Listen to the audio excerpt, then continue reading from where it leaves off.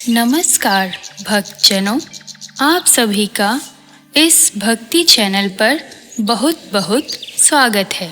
कथा प्रारंभ करने से पूर्व आप सभी से निवेदन है कि आप इस भक्ति भरे चैनल को सब्सक्राइब करें तथा बेल आइकन को अवश्य प्रेस करें।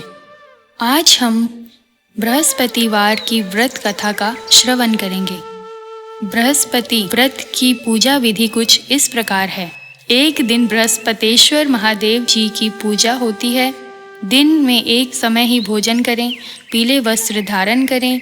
भोजन भी चने की दाल का होना चाहिए, नमक नहीं खाना चाहिए। पीले रंग के फूल, चने की दाल, पीले कपड़े तथा पीले चंदन से पूजा करनी चाहिए। पूजन के पश्चात कथा सुननी चाहिए।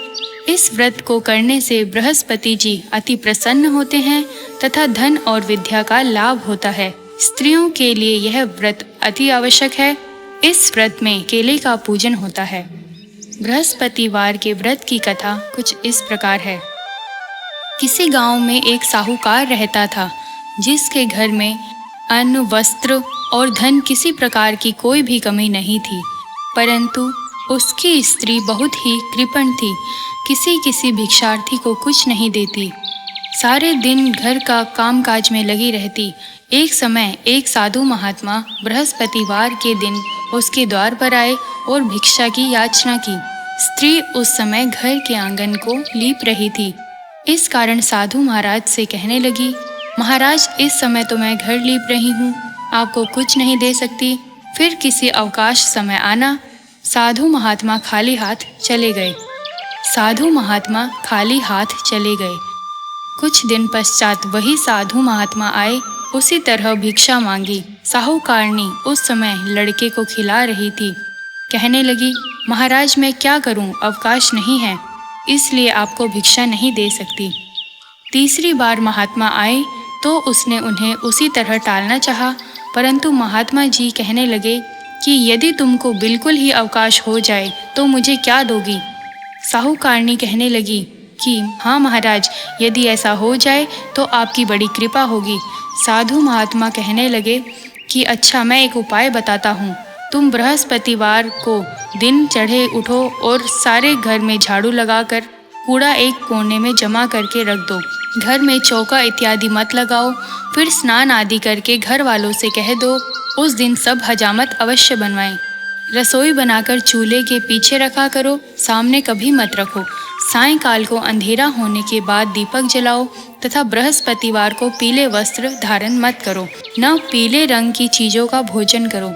बृहस्पतिवार को पीले वस्त्र मत धारण करो, न पीले रंग की चीजों का भोजन करो।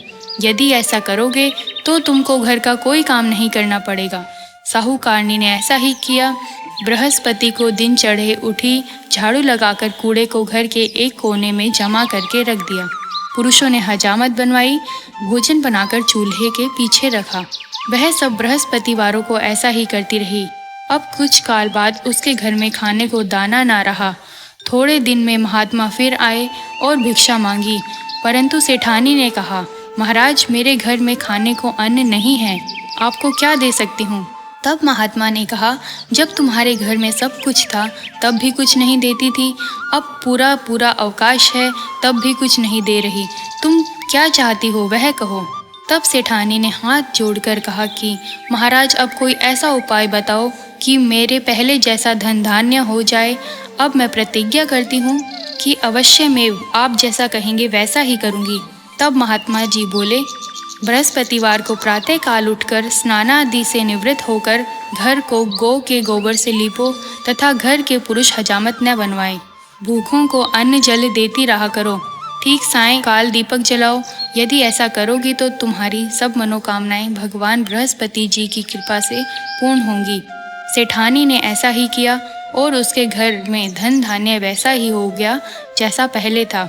इस प्रकार भगवान बृहस्पति जी की कृपा से अनेक प्रकार के सुख भोग कर दीर्घ काल तक जीवित रही।